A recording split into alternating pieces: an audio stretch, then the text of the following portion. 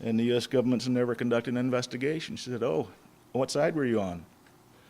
And I said I was on the American side.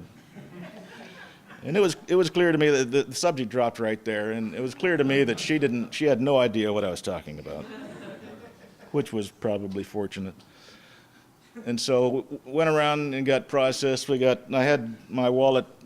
They took out my wallet and just threw everything onto the desk, and realized how long it took me to get that wallet in the right place. And so I packed it all together, and then about half an hour later, they did the same thing for some reason. We got fingerprinted. They tried to. A professional interrogator came in. There was a guy, and there was a lady who was asking the questions in Hebrew, and he was translating it. The first question she asked was, "Did you realize that you were in restricted waters?" And I said, "No." And then she started asking other questions, and I just said, "I'm not going to answer any more questions." And so then she asked another question, and I says, "I'm sorry, I'm not going to ask any more questions." And they stopped asking me. So then we got fingerprinted, photographed, you name it, and we done it. All during that process in that processing area, I got the impression that everybody was speaking Hebrew, of course. Hell, even the kids speak Hebrew over there. Everybody was, and I couldn't understand the word they were saying, but it sounded like everybody was giving orders, but nobody was doing what they were told. So I was taken around by, I guess, about a 15 or 16-year-old kid, and he had a vest on, a blue vest with Israeli Navy on the back. And I thought to myself, hot dog, I would love to go to a Liberty reunion wearing that. So I asked him, I says, "John," I'd got to know him, I said, "John, how about, that's a chance of me getting one of those before I leave?" And he says, "Even they don't get to keep them. So they have to turn theirs in." So I didn't get one of those. And then about an hour or so later, we had been taken, Ed and I and a bunch of other people were taken in a police van. I've never been in a police van before, never want to be one again, but no air conditioning in the middle of Israel with just a slit to look through. And the first time I've been to Israel, I thought, hot dog. So we all got in it, and we were taken to Ben Gurion Airport, put into it's a segregated area, a little lobby with metal seats.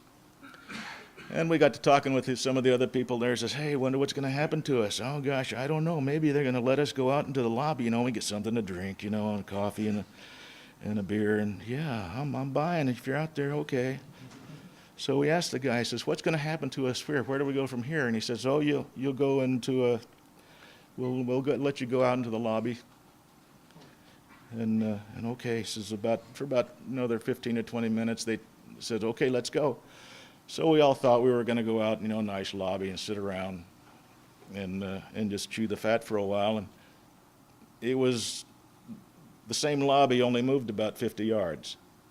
So we sat there for about an hour or so, waited until about midnight. Then the Turkish ships, from the freighters, the Turkish freighters came in and they took them off, and then about midnight they came in and took Ed and I out to a Continental flight. Left Tel Aviv at midnight. Everybody was on board the plane already, so I was hadn't taken a shower in about 4 days.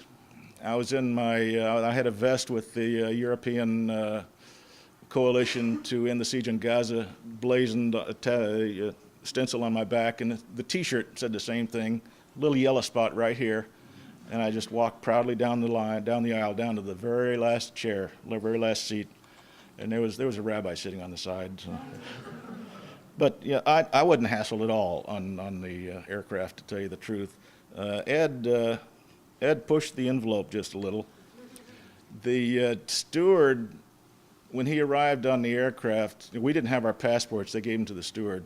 And the steward told Ed, he said, "If I wasn't in uniform, I would tell you exactly what I thought of you." And Ed said, I think you already did. And I said, when Ed told me that, I told him, Ed, I would have said something different. I would have said, the laundry just called and your brown shirts are ready. But then Ed, in typical fashion, asked for a drink, and come to find out they were on orders not to give us anything to drink, which didn't bother me because I rarely drink anyway. But we arrived in Newark. Just trying to think of where we went. Went to Newark and went through immigration, didn't have any problems. I understand Paul LaRudy, when he came in through Chicago, he was segregated for about an hour by the immigration people for whatever reason, just long enough to miss his flight, I guess. But they didn't bother us at all. And the Israelis paid for my ticket back to Houston. I want to say thank you very much for paying for my ticket to the American taxpayer. And so they paid it. They paid it back to Houston. I had to pick up the tab for Houston to Corpus Christi. I got back to Corpus, and my wife was tickled pink. But before I called her and said, "I'm here." That's basically the first time I'd had a chance to talk to her. And she says, "Okay, I'm on my way, but first I got to call the media local media because they've been calling." And so I was on TV a couple times, and they were all excited about it. And we're going to be in Corpus on Tuesday. I've invited my congressman, Mr. Ortiz, and I've been in contact with him for about 20 years, and he's totally useless. But I've built up a rapport with, I don't speak Spanish, so he don't understand a word I'm saying. I built up a rapport with his chief of staff, and I've asked her to send somebody, and she's not going to, but I'm going to talk to her after Ortiz hopefully is out of office in November, and see what she really thinks. But basically, that's my story.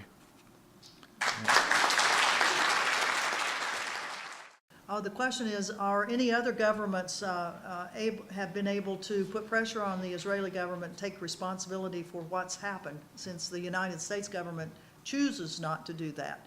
Well, the Turkish government, of course, recalled their ambassador to Turkey and has made very, very strong statements condemning what had happened to their citizens. European countries, 5 European countries have now said that the siege of Gaza must end, and it must end now. And you can see that the Israeli government is responding to international criticism and pressure, because they have modified their policy. Not as much as we want yet, but they've had to move on it because the rest of the world was condemning them, with the exception of the United States. The tragic pattern of the United States governments from the time when the State of Israel was created, has been, I think President Obama said, it's the enduring, everlasting relationship that the United States has with Israel. And I'd say, well, that's fine. You can have an enduring, everlasting one, but let's have a little accountability in it too. That indeed, if you're really a good friend to a person or a country, that it's in the best interest of that relationship, your national security, our national security, that we hold accountable a nation that's whose actions are reflecting on the United States, because the world knows that it's like 2 peas in a pod, 2 twins that are there, and it's at our own the detriment of our own national security that every successive presidential administration continues to keep this type of relationship going. I've noted the similarities in the reaction or response from the U.S. governments following the attack on the Liberty and the attack on the flotilla.